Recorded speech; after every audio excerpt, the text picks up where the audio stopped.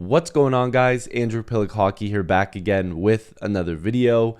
Today we're going to be talking about the Maple Leafs and some pieces that they might want to avoid trading leading into the NHL trade deadline. So if you guys are new here, make sure to like this video and subscribe. I would greatly appreciate it. Join the squad. Having a lot of fun on here. If you want to talk about the Maple Leafs leading into the NHL trade deadline, this is the place for it. I've been doing this for years in terms of the NHL trade rumors and Maple Leaf trade talk. So make sure to stick around. But there's been a lot of talk about what the Leafs should do. You know, there's even talk of them maybe not buying, maybe selling a little bit at the deadline. And that's a video that I'm going to be making more than likely next on my list of videos and my to-do list because the Maple Leafs have some decisions to make here. And one of the biggest things is that people look to the younger crop and prospects and picks whenever there's trades. And I mean, you and I both know, I'm sure a lot of the people watching here, you want to keep your main roster together. You want to keep the guys that are on the team. You don't want to shed from what you already have. You want to add to it. That's naturally what every team would want to do. But it doesn't always work like that, especially for teams that are close to the cap. They have guys that are making a lot of money and they have to shed from that roster. But the Maple Leafs might have the luxury of trading off a couple pieces from their main roster that aren't being used correctly or maybe aren't playing up to par, and the Leafs can add to that. But in order to do that, there's an opportunity that the Leafs might have to dip into, and that's using prospects and picks. And the Maple Leafs have an issue when it comes to dealing those guys because of their cap situation in the coming years, and they want to be able to maximize the amount of money they have to spend on better players, especially with the cap going up. It's going to cost teams a lot more money against the cap to sign even middle of the pack players. A guy that might be $2 million suddenly turns into a $3.5 million player. It's all about cap percentage. But today we're going to be talking about the prospects that the Leafs have that seemingly are untouchable or should be untouchable unless there's a big trade that could happen. And I'm talking about, grabbing a couple players, using salary retention, guys that are not just depth guys that are actually going to make a big impact on your team. You're more than likely going to have to add to those trades. And a lot of these names have come up in those discussions. And one of them is Easton Cowen. And the reason why I believe that Easton Cowen should be an untouchable, first of all, the age. He's only 18 years old, and he's on the first year of his entry-level deal once he comes to the NHL, of course.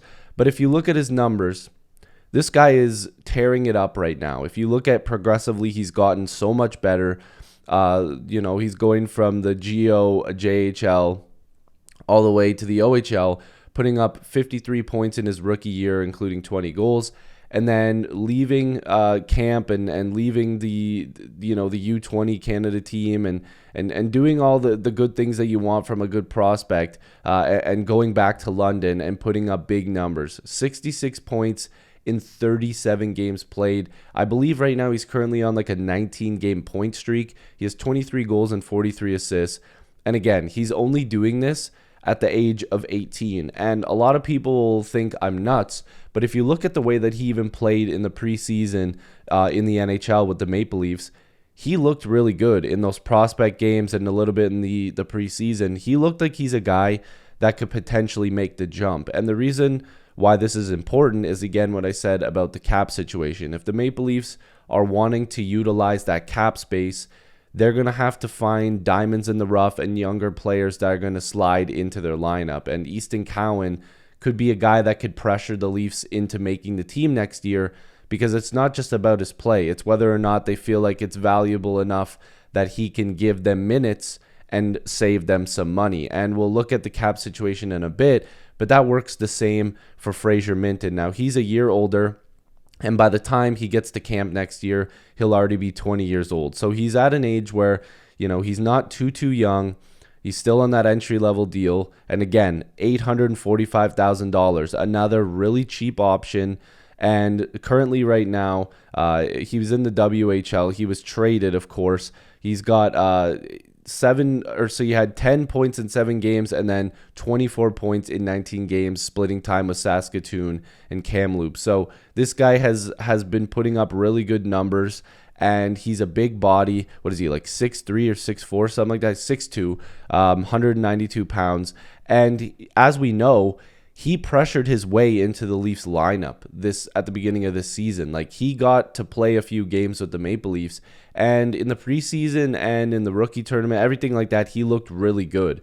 And the fact of the matter is that the Maple Leafs are going to have to give this guy another shot, and I do believe that he has a really, really good chance of making this team. And by no means am I saying all three of these guys are going to be on the team at the same time next season and it's going to make sense, but there's a really good chance with the cap situation, even with the cap going up and the way that, these guys are going to play themselves into the team, that there's a good shot that they're going to be there. And there's already a guy here that's on the team, and that's Matthew Nyes.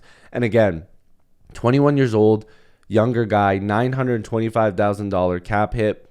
And as you can see, he's only in the second year of that deal.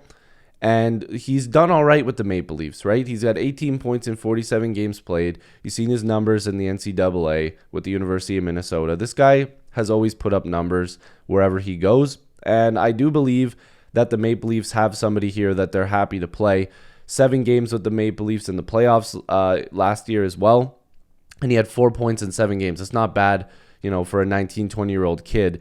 But these numbers, while I do believe that there's been a lot of holes in his game and he hasn't been overly impressive at times, he's still been very good. Like, we're talking about a guy that came in and was given a pretty big task right away to come and play with some of the big guns on this team. And the reason why this is important to put him in this is because a lot of teams are asking about Matthew Nyes in trade. Like, teams, if they're going to give you a top 2 defenseman, they're going to be calling on guys like Cowen, Minton, and Nyes because they're good pieces. They're guys that are going to make the team better. So I know that it's probably tough for Leaf fans to look at this and go, well, he's not a prospect. Well, unfortunately, he's included in this because teams are definitely going to be wanting to add him. So what I'm going to show you guys now is roughly what the salary cap should look like for next season, right? So 87.7 was the rumored number, and the Leafs will have around $22 million in cap space. Now, this is all the holes that the team will have, and of course, they're going to sign some guys. They're going to have guys that are going to be, RFAs, UFAs, whatever. They're going to fill out this lineup. Of course, they've still got Yarncrook on and Wall on injury reserve, but that fills in a couple extra spots there. But as you can see, if the Leafs were to call up guys like Easton Cowen, and again, I'm just moving things around. This is not what I think the lines are going to look like. And then, Frasier Minon, Nope, we're not taking Kessler here.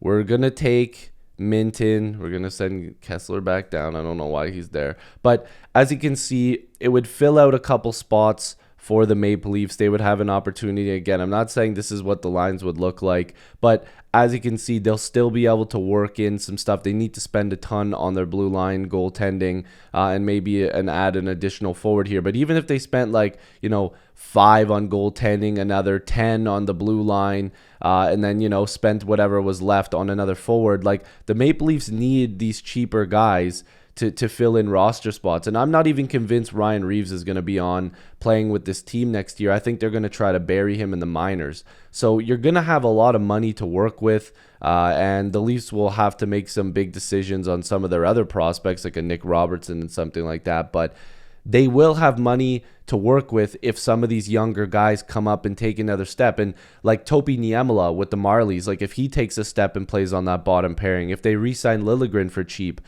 the Leafs will have an opportunity to go out there and sign a couple really nice pieces to add to this team while still being able to hold on to their core 4 and utilizing some of their cheaper forwards. And maybe they re-sign Bertuzzi, maybe they re-sign Domi, I don't know, but they'll have options. And that's the reason why you got to hold on to some of these younger pieces unless you've got a slam dunk trade. So let me know if you guys agree with me when it comes to trading these young guys, if you want to keep them, if you want to trade them, and if you were to trade them, who would you trade them for? So make sure to leave that in the comment section down below. If you're new, like and subscribe. I'd really appreciate it. Join the squad.